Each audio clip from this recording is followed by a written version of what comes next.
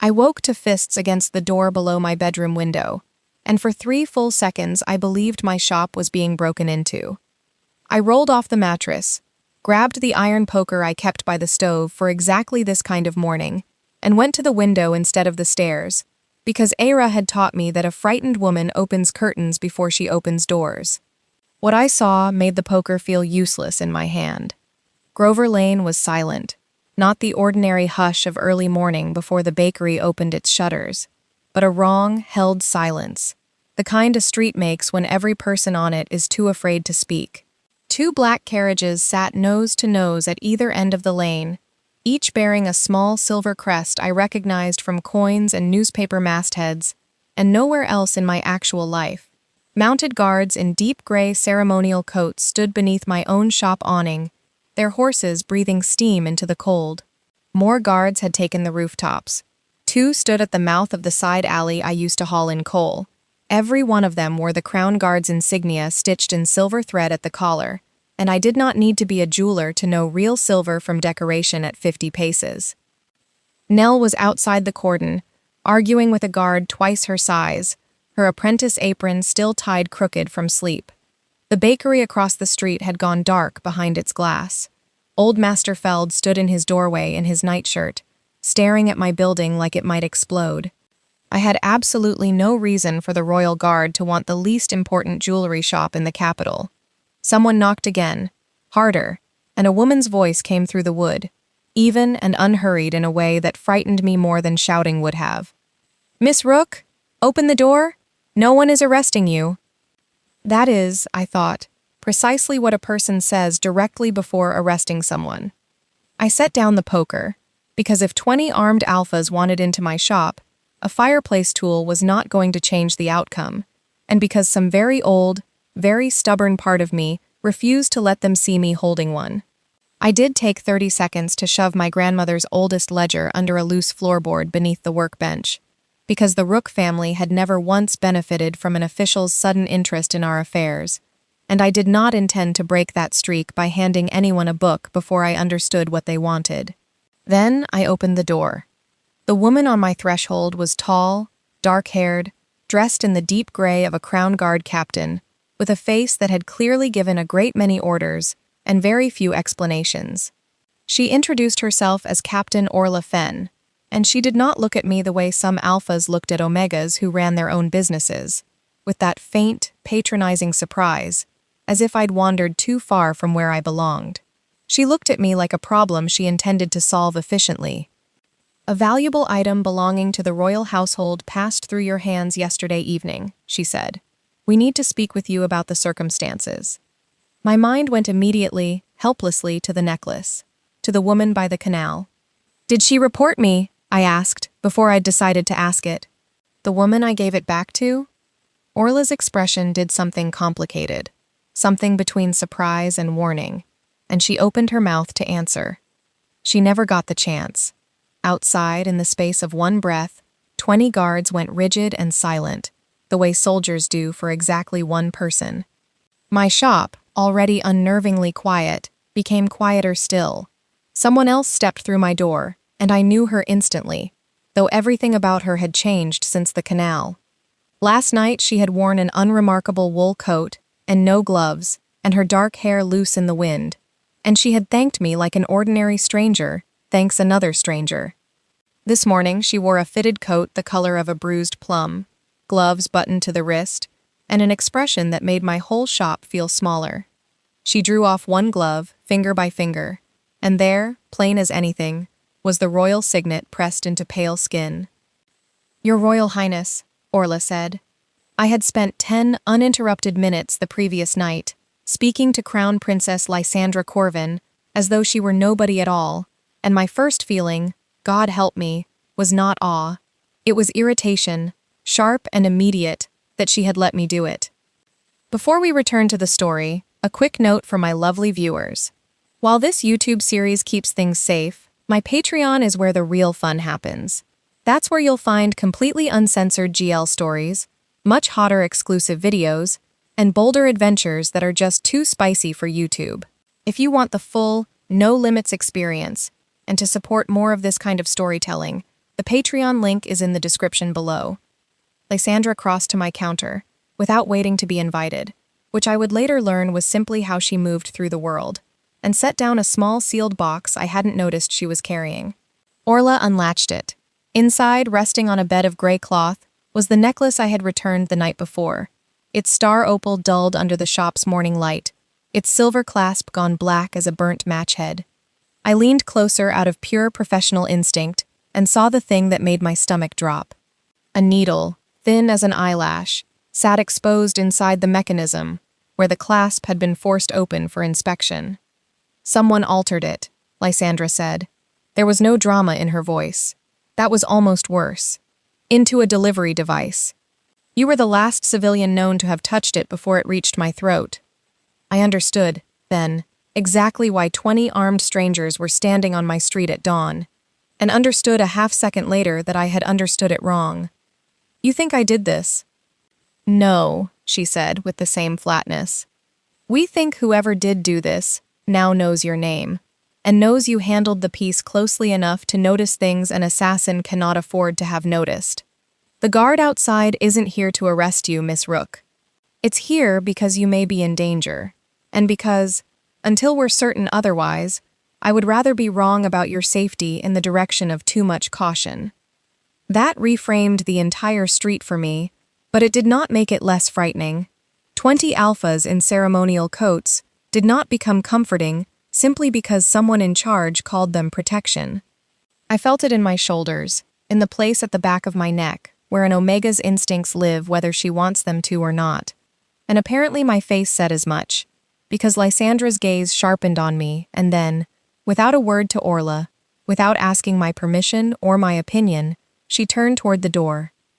Move the Alpha officers to the end of the lane, she said. Leave Beta personnel at the entrance only. It was such a small thing. It was also the first sign I had that this woman, who had every reason in the world to only manage her own instincts, was capable of noticing someone else's. I looked at the necklace again, at the black clasp and the exposed needle, and the previous evening came back to me in full, the way a scent will sometimes call up a whole room you'd forgotten you'd stood in. It had been the last night of Lantern Tide, when the whole capital sends paper lights drifting down the canals until the water looks paved with gold. I'd closed the shop late, my arms full of finished festival orders and a box of broken clasps I meant to melt down for scrap, and I was walking home along Mothbridge Canal with my head down against the cold when something caught the lantern light on the wet stones ahead of me. I almost didn't stop. I am glad, every day since, that I did. The necklace lying against the cobbles was unmistakably old and unmistakably worth more than my street. Even in poor light, I could see the star opal was excellent, pale and faintly luminous, ringed with black diamonds set in a pattern too fine for modern machine work. Whoever had lost it could probably have bought my entire block without noticing the expense.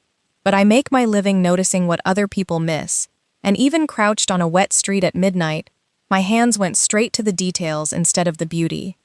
One hinge had been recently reheated.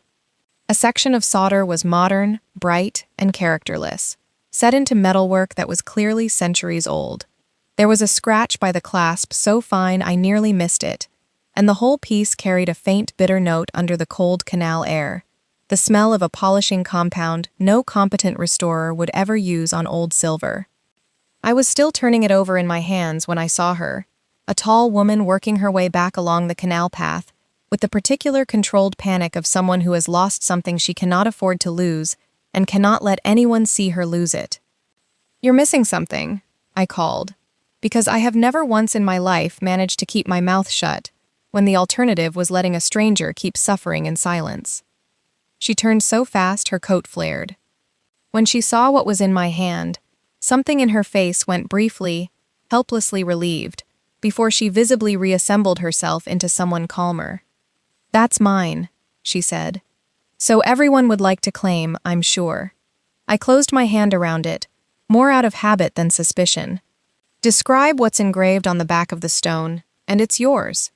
I watched her decide whether to be offended, and choose, instead, to be amused. She described it precisely, a detail so small and so specific I would have believed no one but the true owner could know it, and I handed the necklace over. Her relief this time, she didn't bother hiding. It told me the piece meant something to her that had nothing to do with its price, and I found myself curious about a stranger for the first time in longer than I could remember. That was when I noticed the thin red line at her throat, where the clasp must have caught her putting it on. "Don't wear it again until someone examines that clasp," I told her. "Properly, not a polish and a prayer. You repair jewelry?" I gave her my card without thinking twice about it. She looked at the name on it far longer than a business card usually earns. Rook and Bell Restoration. I didn't understand then why the name made her go so still. "What do I owe you?" she asked. "Nothing." "For now, you mean?"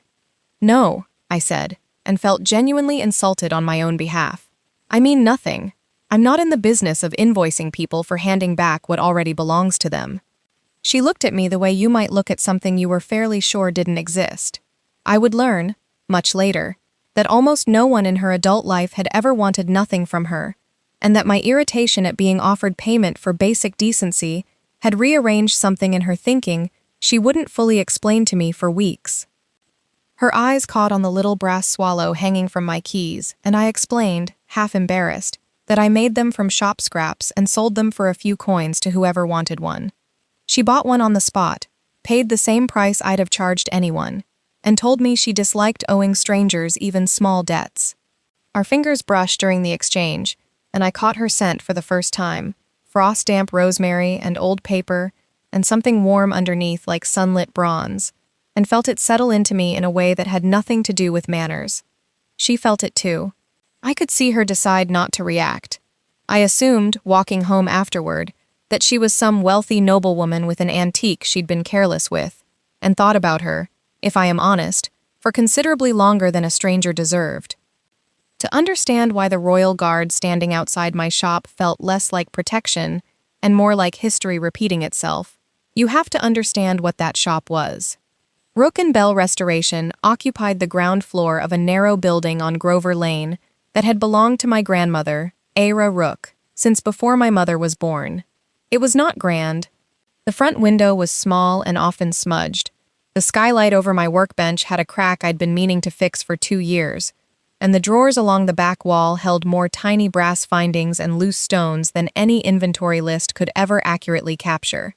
My workbench was scarred pale in a dozen places where hot metal had touched it over 3 generations of hands. I loved every inch of it in a way I never bothered explaining to people who assumed a shop this size meant a life gone small. Ira had been, once, one of the most celebrated jewelers in the capital, admitted young into the Royal Guild of Goldsmiths, and trusted with pieces most artisans only read about. Then, almost 30 years before I was born into her shop rather than her legend, she was accused of damaging a coronation relic during restoration, stripped of her guild standing, and quietly erased from a profession that had adored her. She never told me the full story. She would go silent, in a particular controlled way I recognized in myself now, whenever anyone asked. She opened this small shop instead, took in wedding rings and broken clasps and grieving customers who needed something inexpensive, mended with the same care a queen's jewels might receive, and built, out of what should have been a ruin, a life she seemed genuinely proud of. I inherited the shop, and, along with it, a very particular relationship to the crown. I had spent my entire career quietly proving that the Rook name meant skill, not carelessness, fighting an assumption I'd never fully understood the origin of. Being handed a royal necklace to hold, even for 10 minutes on a dark canal path, felt like walking directly back into a story I had never been allowed to read the ending of. My apprentice, Nell Sayer, finally talked her way past the cordon an hour after Lysandra arrived, out of breath and furious on my behalf, in the particular way only a beta who has never once been impressed by a title can manage. "There are horses," she informed me, as if I might have missed them, actual horses, outside our actual shop. And then, catching sight of Lysandra examining the necklace's clasp with Orla, dropped her voice to a whisper that did not remotely qualify as whispering. "Is that who I think it is?" "Apparently," I said. "Tamsin, you gave the Crown Princess directions to the fish market." I gave her back her necklace. The directions were incidental. Nell had worked beside me for 3 years, since she'd walked in off the street asking whether I needed help and simply refused to leave until I said yes, and she had exactly 2 settings: competent irreverence and fierce protectiveness, both of which I was going to need considerably more of before this particular week was finished. She set herself up behind the counter as though daring anyone to suggest she leave, and I was grateful for it in a way I didn't say out loud. Orla explained, in the clipped tone of someone reciting a briefing she'd rather not be giving to a shopkeeper, that the piece was called the Starfall Chain, and that for nearly 400 years every heir to the Corven throne had worn it during the private oath sworn just before coronation. Official history called it a symbol of continuity, unbroken since the dynasty's first queen. I heard the word official and filed it away the way I file away a suspicious solder line, as something to look at more closely later. Someone with guild-level skill built that needle into the clasp, I told them, because it was true, and because I wanted them to understand I wasn't simply a frightened bystander in my own shop. Not overnight. Whoever did this had access to the piece for long enough to disassemble the mechanism cleanly. That's not street work. That's a workshop. Lysandra looked at me for a long moment, a kind of look I would come to recognize as her recalculating something. How long would that take a jeweler of your skill? Depends how careful they wanted to be, not to leave marks. Days if they were good. Longer if they wanted it to pass inspection by someone like me. I hesitated, because the next part felt like walking onto ice I hadn't tested.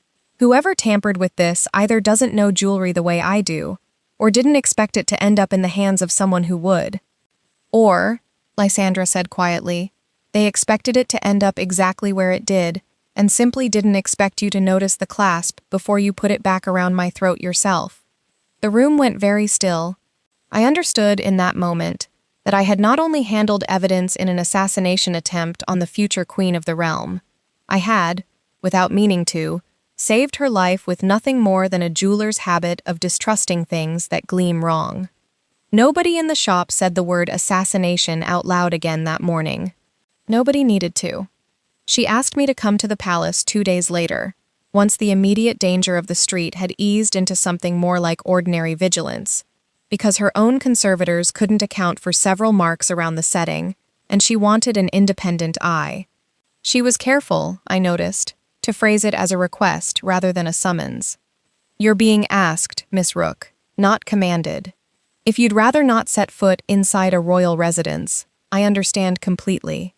I'd rather be paid my normal rate, I said, mostly to see what she'd do with that. Something flickered at the corner of her mouth, gone before it became a real smile. Agreed. I arrived at Corven Palace through a service entrance meant for deliveries and staff, rather than the grand gates tourists photographed from the square, which suited me fine. The palace, up close and from the working side, was less a single glittering idea and more a small city stitched together across centuries, stone corridors older than the railway running alongside modern wiring bolted awkwardly into ancient doorframes, kitchens the size of my entire block, conservators' workshops smelling of rosin and metal polish, a glass-roofed winter garden that seemed designed to be photographed rather than sat in. Portraits watched me from every hallway with the particular blank disapproval of people who had been dead for centuries and still expected deference. Not everyone I met there troubled to hide their surprise that an Omega from an artisan lane had been invited to handle a coronation relic. One senior conservator, a beta named Hollis with silver hair and a permanently pursed mouth, spoke about my findings to the room at large as though I were a particularly clever machine rather than a woman standing directly in front of her. The restoration work is competent, she said to Orla, gesturing at me without looking at me, though, of course, one wonders about provenance, given the artisan's family history. The artisan, Lysandra said, without raising her voice, is the expert we invited, Hollis, and will be addressed as such. I didn't need the defense. I could have handled Hollis myself, and told Lysandra so afterward, a little sharper than I intended. She took the correction without flinching, filed it, and I noticed she never spoke over me again after that, which told me something useful about how she actually listened when she was told no. It was under the workshop's strongest lamp, magnifying glass pressed to the underside of the setting, where the star opal sat in its old silver mount, that I found it. A maker's mark, tiny, deliberate, half hidden beneath a later repair. I knew that mark. I had grown up watching my grandmother press it into the underside of every serious piece she finished. Era's mark, on metalwork officially restored a full 2 years after the date the guild claimed she'd been dismissed. My hands went cold around the loops. "That's not possible," I said, mostly to myself. Lysandra was beside me before I'd finished the sentence, close enough that I caught rosemary and old paper under the workshop's chemical smell, and looked at the mark I was pointing to with an intensity that had nothing to do with idle curiosity. "What is it?" "My grandmother's mark," I said, "on a necklace she's supposed to have never touched again after they took her guild standing away." Lysandra didn't answer right away. And when she did, her voice had changed, gone careful in a way I would later understand meant she already knew far more than she was telling me, and had just discovered she couldn't keep it from me much longer. "Then I think," she said, "we have more to find than a poisoner." We spent most evenings after that at a restoration table in the palace's smaller workshop, under lamps bright enough to read every flaw in old metal, while I tried to teach her the difference between a repair done a decade ago and one done a century ago. She was, without exception, the worst student I had ever had. "You're gripping the file like it insulted your mother," I told her, prying it gently out of her hand before she could scar a hinge that had survived 400 years without her help. "Loosen your wrist. It's not a sword." "I have used a sword," she said, mildly offended. "I am considered quite good with a sword." "I believe you. This isn't that." She tried again, more carefully, and for one entire evening, the future queen of the realm was, demonstrably, the least competent person in the room, and she seemed to genuinely enjoy it, the novelty of being bad at something, with no consequence attached to the failing. Another night, I refused a formal palace dinner because I was covered in polishing dust and wanted to eat with my hands without an audience of cutlery. Instead of arguing, she led me down a service corridor I'd never have found on my own, into a kitchen the size of my entire street, empty and dim at that hour except for the banked ovens, and we ate bread and hard cheese and stolen custard sitting on stools beside enormous copper pans, while the rest of the palace slept above us. "I used to hide here," she admitted, "when court events became unbearable. Nobody thinks to look for the heir among the pastry." I watched her in that low light, unguarded in a way I hadn't yet seen, and understood I was looking at a woman most of the world never got shown. When royal security snarled deliveries along my own street a few days later, and half my neighbors came to complain to me as though I had personally ordered the guards there, I told Lysandra, flatly, that it was unacceptable. She didn't argue or explain the security logic to me. She came herself the next morning and spoke to every merchant on the lane one at a time until the perimeter was rearranged around actual foot traffic, instead of an abstract map somebody had drawn from a desk. She didn't make a spectacle of it. She simply listened, and fixed it, and left. I brought her into the shop's back room not long after, where I keep the unglamorous work, and she watched me repair a woman's plain wedding band, worn thin at the shank, the woman's wife 2 years gone and the ring the only thing of hers still warm from wear. It would earn me almost nothing. I treated it exactly as carefully as I'd treated the starfall chain.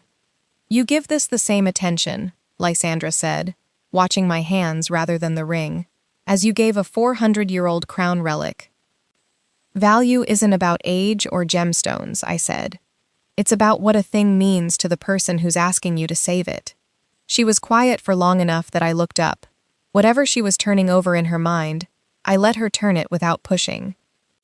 Later, in a quieter hour, she asked me what I'd grab first if the shop caught fire, clearly expecting me to say, "Era's finest unfinished designs," the ones locked in the hidden cupboard I hadn't yet shown her.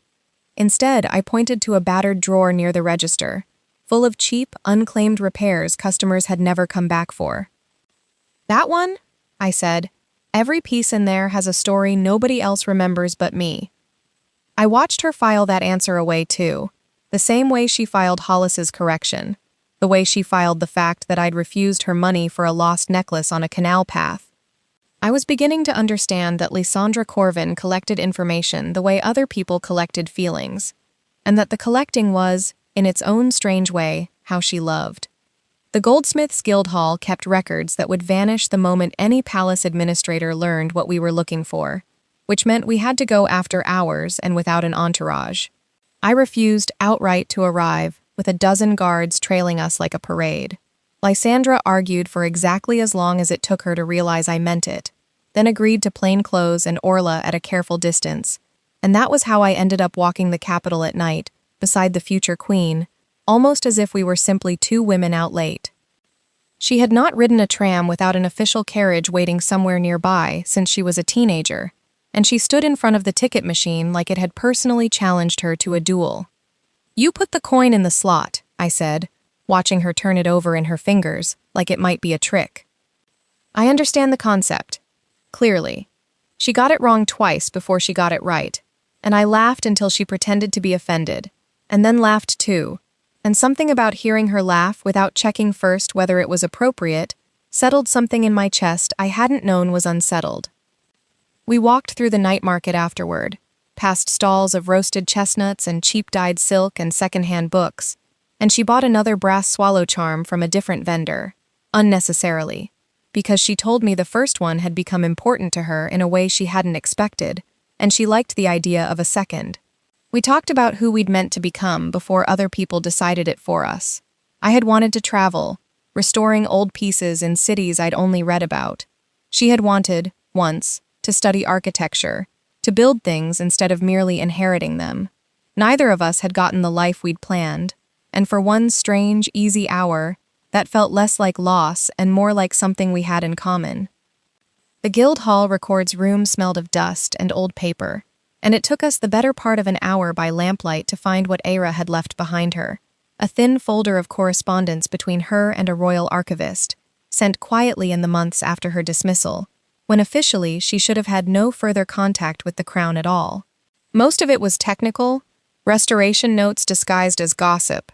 One phrase recurred, again and again, in her small, precise handwriting, the words beneath the star. Neither of us said much on the way out.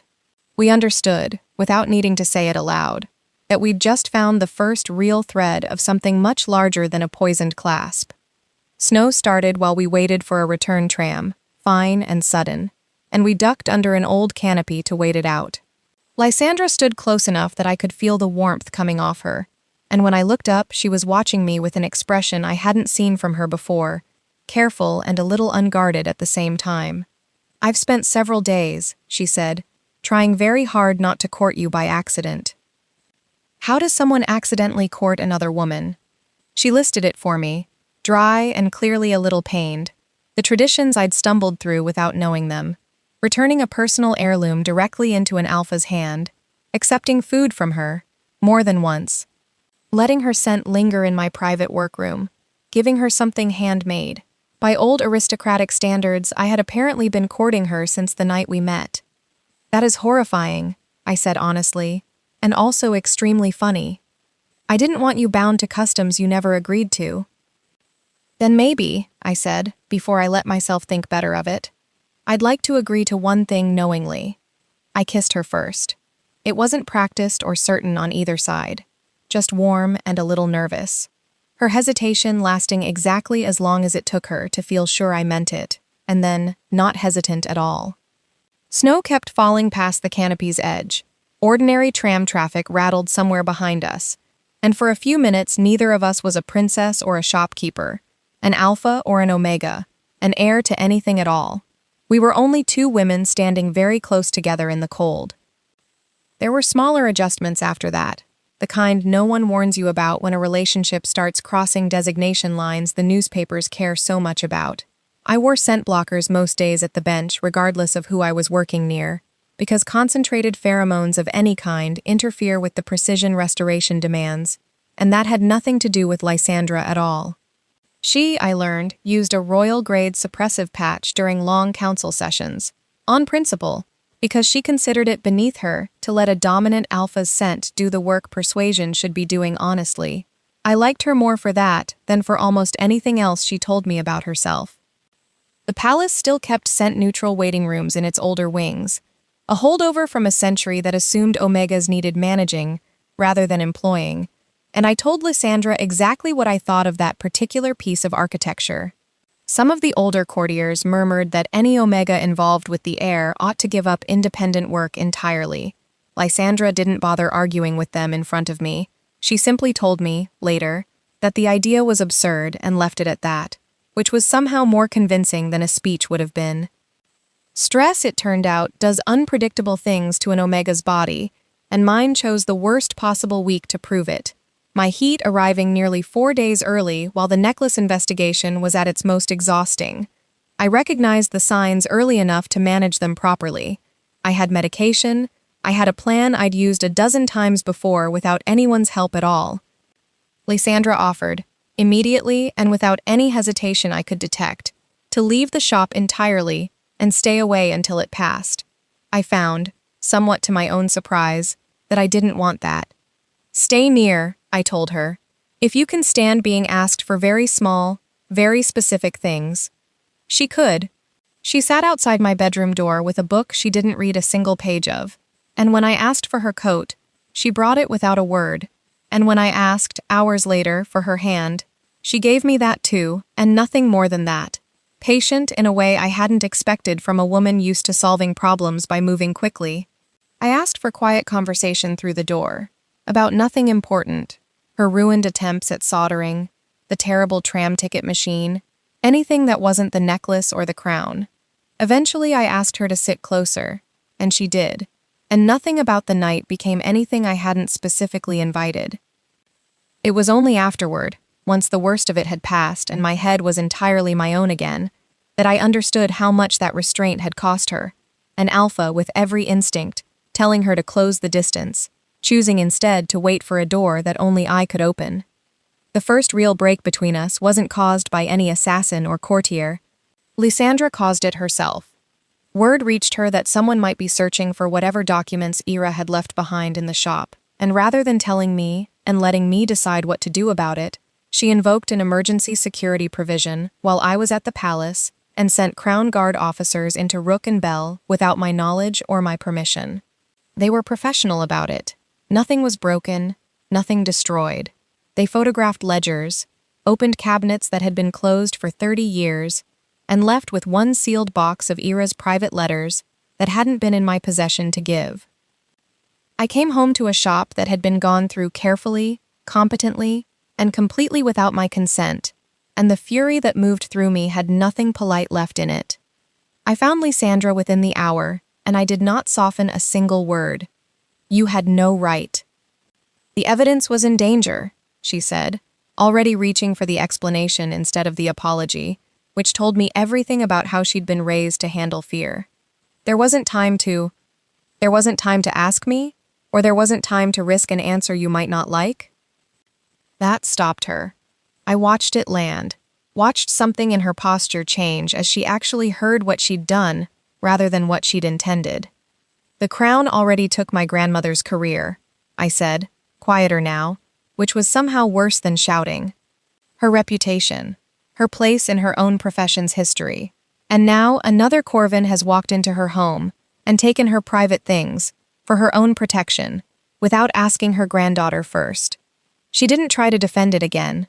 She apologized, specifically, for the search itself, and not merely for how it had made me feel, admitted plainly that fear had made using her power easier than trusting me with the truth, and told me she understood if that distinction meant nothing to me right now. She returned every item that evening, along with the complete search record, and formally relinquished any authority to search the shop again without either my direct permission or an independent court order. I still asked her to leave. She left. She didn't linger outside the shop the next morning, or the morning after that, didn't send flowers, didn't quietly station guards to watch over me without my knowledge, the way I half expected an alpha in her position to do. She honored the distance I'd asked for so completely that the absence of her became its own kind of statement. The only guards who remained near the shop stayed, because I negotiated their positions myself, on my own terms, and told her so through Orla rather than through her directly, because I wasn't ready yet to speak to her again. It hurt more than I expected, the quiet. I told myself that was simply proof I'd been right to ask for it. It was because the guards had disturbed Era's workbench that I noticed, days later, what I had overlooked my entire adult life. One drawer sat slightly shallower than its neighbors, a fraction of an inch that meant nothing, until you'd spent 30 years running your hands over the same furniture. I pried the back panel loose and found a false compartment behind it, built with the same precision Era had brought to every real commission she'd ever completed. Inside was a tiny engraving tool I didn't recognize, a folded sketch of the Starfall chain's setting, several pages of coded restoration notes in her small hand, a rough brass duplicate of the necklace's central mount, and a letter, addressed not to any royal official, but to my own mother, who had died when I was young enough that I barely remembered her voice. The brass duplicate told me, once I'd worked it over with a loop for the better part of a night, exactly how the necklace's hidden compartment opened. It needed no royal blood, no bonded scent, nothing but a jeweler's understanding of hinge and tension, which meant the secret my grandmother had died still carrying could be uncovered by anyone with the patience to learn her craft properly. That felt, in a strange way, like the most honest kind of justice there was. The letter told me the rest.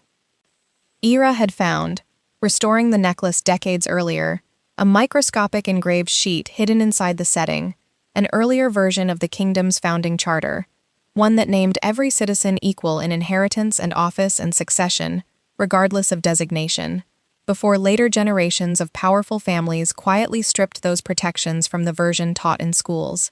She hadn't wanted to burn the monarchy down. She'd wanted the crown to admit that an Omega Queen had helped write the realm's earliest promises, and that later rulers had erased her for it. She was offered money, and her guild standing back in exchange for silence. She refused both, and paid for the refusal with the rest of her career. The disciplinary papers that ended her, filed under a signature I now recognized from palace correspondence, belonged to the current Lord Chamberlain, Lady Malis Wren, younger then but already deep inside the palace's legal offices, already deciding, apparently, that stability was worth more than one Omega jeweler's truth. I sat with that letter for a long time before I picked up my coat.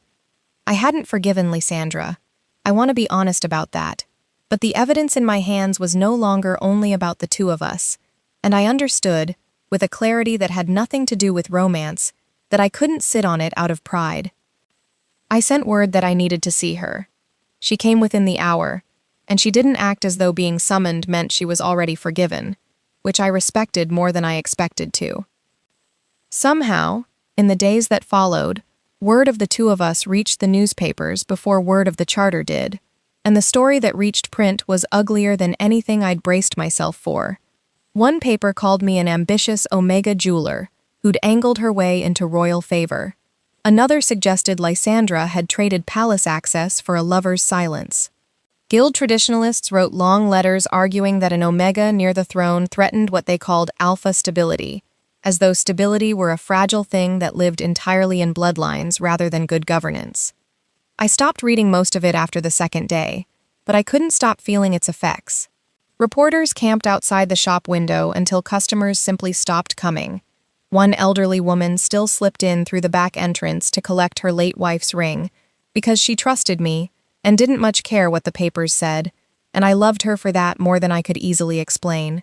The Royal Guild suspended my temporary restoration license pending review. Somebody threw a stone through the front window in the middle of the night.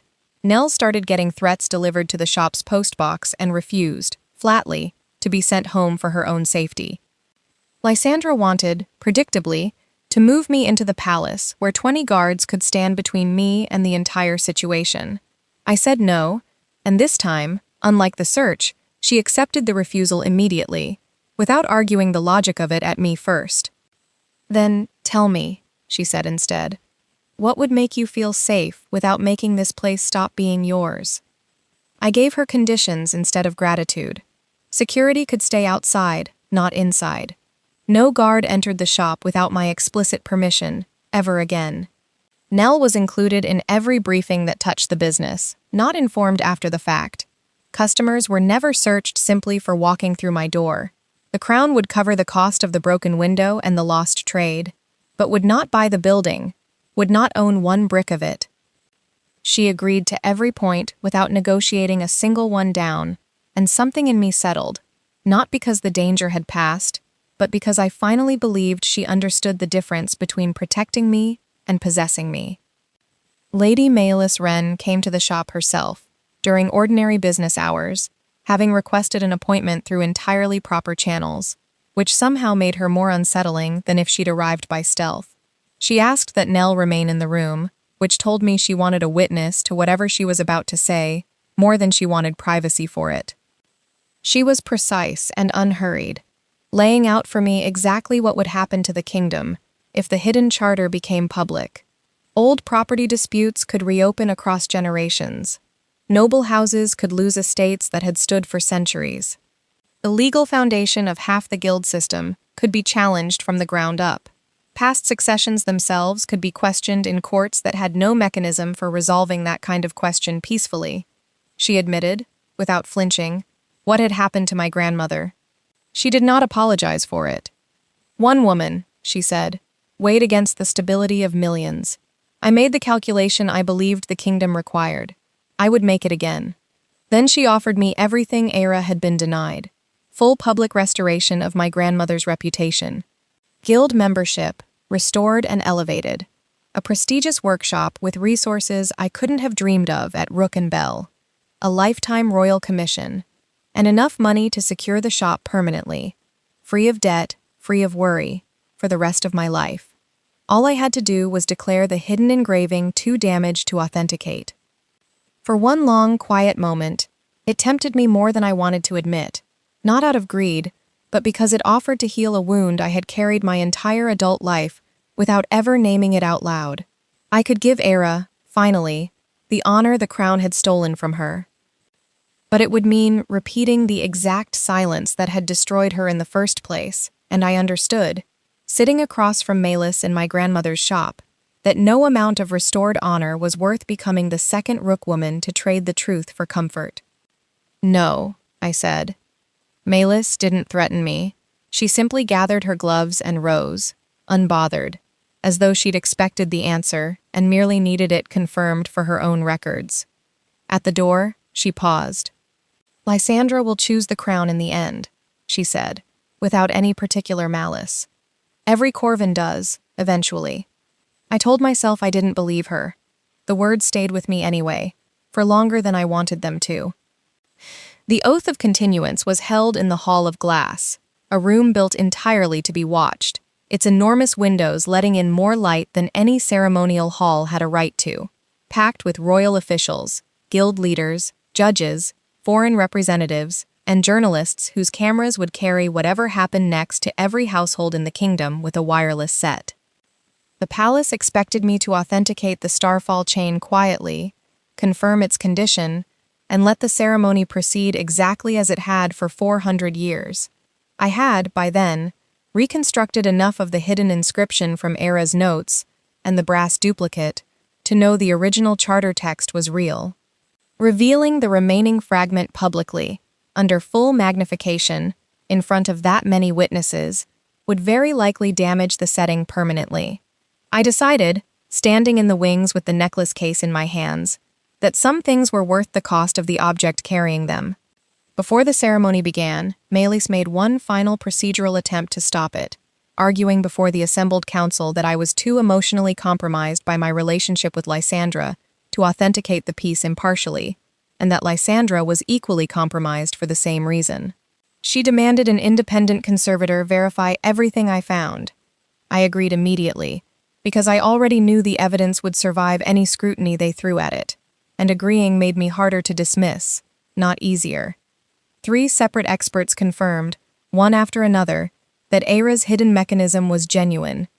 Under the strongest magnification the hall could provide, the engraved charter became visible to everyone watching, the promise of equal inheritance and office regardless of designation, written in a queen's own hand 4 centuries earlier, and quietly buried by the people who inherited her throne. The room understood, almost at once, exactly what it was looking at. The Queen Mother and half the royal council urged Lysandra to complete the oath first, and address the historical question afterward, through proper channels, at a proper time. Constitutional procedure gave her every reason to wait. Refusing the oath now could delay her succession indefinitely. It could, several of them said plainly, cost her the throne altogether. I said nothing to her. I gave her no signal, no plea, no argument about what she owed me or owed the truth. This was never a choice between the crown and an Omega jeweler, and I refused to let anyone in that hall, including her, believe that it was. Lysandra looked at the necklace, then at the assembled council, and made the decision entirely her own. She refused to swear the oath. She unfastened the starfall chain from around her own neck and set it, deliberately, on the evidence table beside the microscope, in front of every camera in the hall. No crown, she said, and her voice carried without needing to rise, is legitimate enough to require falsifying the history of the people who are meant to be governed by it. I will not swear an oath built on an erasure, not today, and not on any future day, whatever it costs me. Then, before anyone could respond, she told the entire hall something she could easily have left buried: that her own crown guard had searched a private citizen's home under emergency authority she herself had personally approved, and that the citizen in question was the same jeweler standing beside her now. I hadn't expected that. She could have let the charter stand alone as her defining moment. Instead, she handed the room her own failure, unprompted, because she refused to build whatever legend came out of that day on a foundation that hid even her own mistakes. That was the moment I understood, completely, that she had learned the difference between protecting the people she loved and controlling the consequences of loving them. The combined evidence, Era's letters, the palace's own disciplinary files, security logs from the weeks before the poisoning, was more than sufficient to implicate Maelys in both the original suppression and the recent attempt on Lysandra's life. She did not confess dramatically in front of the assembled hall. She didn't need to. The evidence spoke without her help, and lawful arrest followed within the hour. The oath ceremony was formally postponed. Lysandra remained crown princess, but voluntarily relinquished several ceremonial authorities, while an independent constitutional commission examined the original charter's implications, a process that would take, everyone agreed, considerably longer than a single scandalous afternoon. Designation-based restrictions across royal institutions began, slowly and unevenly, to change. Era's expulsion from the Guild of Goldsmiths was formally declared unlawful, her record corrected in public documents for the first time in 30 years. The palace offered to rename an entire gallery after her. I turned it down flat. She would have hated that, I told Lysandra, and meant it completely. Put the money into something that isn't my name either, a scholarship. Open to any apprentice, alpha, beta, or omega, on skill alone. She didn't argue, and the program launched within the month, entirely independent of both the Rook name and the Crown's public relations calendar, which was exactly the point. Rook and Bell stayed mine. Lysandra didn't buy it, didn't renovate the street without asking, didn't offer me a palace workshop and quietly expect me to abandon the one I'd inherited. Once I finally received fair payment for months of royal restoration work, I replaced the cracked skylight myself, and she seemed almost offended that I wouldn't let her cover the cost. Apparently, I told her, watching the new glass let clean light fall across my workbench for the first time in 2 years, future queens need practice hearing the word no. This particular future queen, she said, dry as anything, has been receiving an alarming amount of practice lately. We laughed together in the shop, easily, the way we hadn't managed to in weeks, and it felt like the first real proof that we were going to be all right. A week after the arrest, Lysandra came to the shop after closing, with no procession and no wall of guards, just Orla stationed quietly across the street, close enough for the rules to be satisfied, and far enough to give us privacy. Lysandra had the first brass swallow charm I'd ever sold her in her palm, worn smooth from being carried against her skin through the entire investigation, small and cheap, and meaning nothing at all to the monarchy, which was exactly why it mattered. "I want to court you properly," she said, without any of the formality I half expected. Not as the future queen selecting a consort, not as an alpha who's decided she's entitled to you. Not as repayment for a clasp you noticed on a canal path. As myself. Whoever that turns out to be without a crown attached to it. You don't actually know how to be merely yourself, I pointed out, not unkindly. No, she agreed. I'd like to learn. I didn't forgive the search that night simply because she'd made one very public, very costly decision to tell the truth in front of a hall full of cameras. We talked, properly, for a long time, about what I needed and what she was capable of actually giving, rather than merely intending. I told her I could love her and still require boundaries she wouldn't always enjoy. She told me she expected nothing less, and meant it. We settled it plainly, the way I like things settled. I kept my shop, I kept my profession, my own money, my own name on my own door. I would not become a royal employee by default, would not relocate to the palace simply because we were together, and any security decision that touched my home would require my participation, not merely my notification after the fact. She agreed to tell me when danger existed instead of managing it quietly on my behalf, and I agreed not to shut her out of my safety just because I resented being guarded. Neither of us let instinct substitute for conversation again after that. Only once all of that had been said, clearly, out loud, did we kiss again, and it felt steadier than the first time, warmer, the particular certainty of two people who had already survived disagreeing with each other and chosen to stay anyway. There was, after that, an entire season of ordinary happiness I hadn't let myself imagine we'd earn. Lysandra spent one whole afternoon working behind my counter because I refused to cancel appointments for a minor royal function she considered optional, and her staff did not. She was surprisingly good with nervous customers, patient in a way that surprised me, and catastrophically bad at wrapping purchases, wrestling brown paper into shapes that looked more like ceremonial disasters than gifts.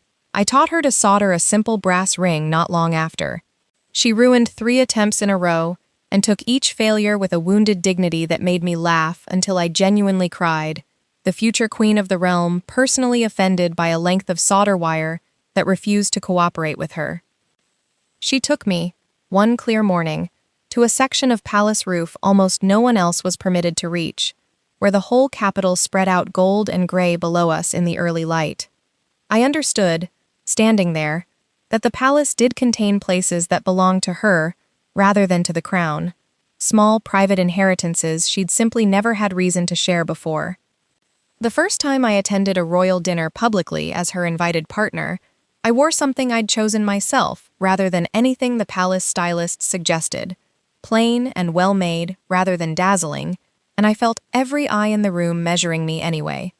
Under the table, she turned her palm upward without a word, an offer rather than a claim, and I was the one who chose to set my hand in it, in front of everyone who mattered least to either of us. My second early heat came months later, and this time, Lysandra simply stayed, because I asked her to, and because we'd already learned how to do it properly. She slept on a mattress by the bedroom door, until I invited her closer, and somewhere in that quiet, patient night, I admitted her scent made me feel safe, in a way I hadn't expected to need. She told me, honestly, that hearing me say it frightened her a little, because she never wanted safety to curdle into dependence. Then keep giving me a door I can open, I told her, instead of one you've already decided to hold shut for me, and she understood exactly what I meant. I watched her, once, at a Crown Guard training demonstration, put 2 armored alphas twice her size, flat on the floor in under a minute, elegant and utterly ruthless, and found the sight considerably more attractive than I was prepared to admit out loud. She came to the shop not long after that and lost, decisively, to a stuck cabinet drawer that had defeated better women than either of us, and I decided I preferred her that way too, formidable in one setting and thoroughly outmatched by furniture in another. Nearly a year passed in that ordinary, hard-won way, months folding into each other, while the Constitutional Commission worked through its findings with the particular slowness of institutions built to move carefully rather than quickly. The original charter was confirmed authentic beyond any further legal challenge. Several designation-based restrictions inside royal institutions were struck down one by one, and Omega artisans, for the first time in the guild's recorded history, could hold full leadership positions rather than merely honorary ones. Old cases, touched by the altered charter, opened for independent review, slowly rebuilding lives the original suppression had quietly damaged. Lysandra's mother formally abdicated that spring, her health finally requiring it, and Lysandra became queen in a ceremony she insisted on redesigning almost entirely from tradition. She commissioned a new object rather than simply wearing the starfall chain unchanged, and asked me to design it. I refused, at first, unwilling to let our history become royal decoration. "Then tell me what you'd make instead," she said, and didn't push further than the question. What I proposed was the starfall chain itself, fully restored, but with one repair line left deliberately visible rather than polished away, a mark of honest history instead of a pretense that nothing had ever gone wrong. Inside the setting, hidden from casual view but permanently documented in the palace's own public records, I engraved the names of every artisan the old suppression had erased, eras among them, so that none of them could be quietly written out of history again. She wore the restored chain at her accession. I did not stand behind her like a silent ornament to the ceremony. I stood among the representatives of the independent artisan guilds, exactly where I'd asked to stand, and watched her become queen as myself, rather than as an extension of her. Afterward, before the enormous banquet swallowed the rest of the evening, she found me in a quiet corridor, and the way she looked at me told me everything about how thoroughly private life and public duty had finally learned to sit beside each other, rather than fighting for the same space. Several months into her reign, I closed the shop late one evening, the same way I had the night this entire story began, the workbench swept clean, the new skylight letting in a thin wash of moonlight over Era's old tools, still hanging exactly where she'd left them on the wall. A few new photographs had joined the older ones near the register over the past year, mostly customers, mostly ordinary, except for one small, discreet print of the two of us laughing somewhere away from any official camera, which Nell had taken without either of us noticing, and framed without asking permission first. The shop bell rang just as I reached for the lock, and I assumed, at first, a late customer. It was Lysandra, alone except for Orla waiting with practiced patience across the street. "The first time you came here," I said, half the Crown Guard surrounded the building. "Orla would tell you I've barely improved. Orla is not wrong."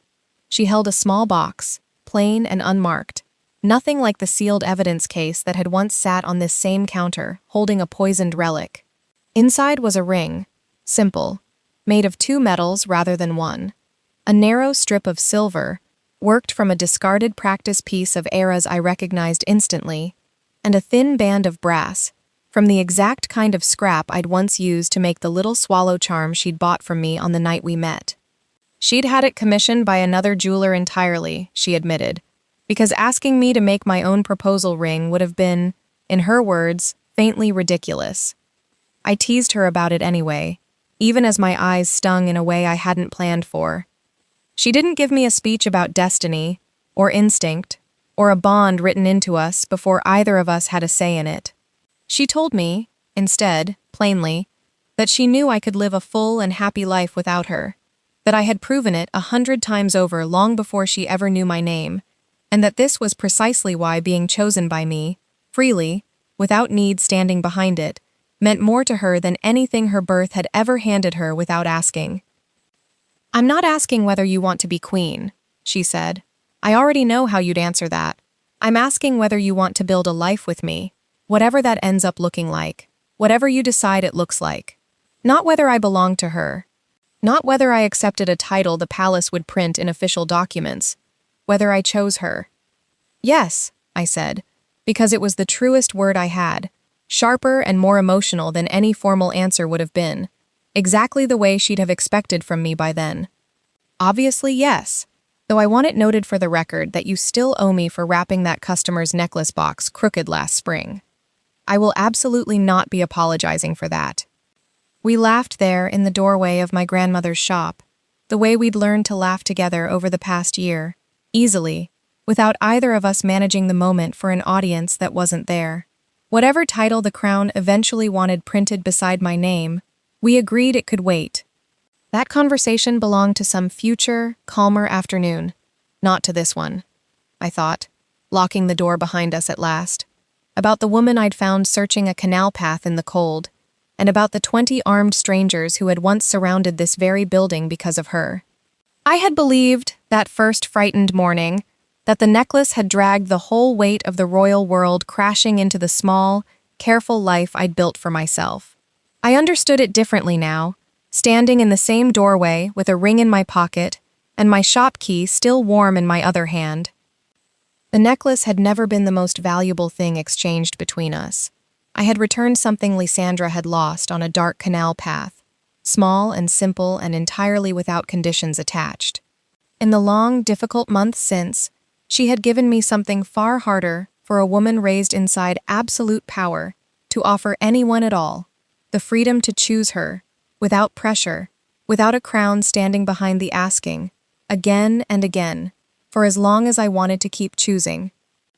Orla waited across the street, patient as ever, while the ordinary sounds of the lane went on around us, a tram bell somewhere in the distance, the bakery's ovens cooling for the night.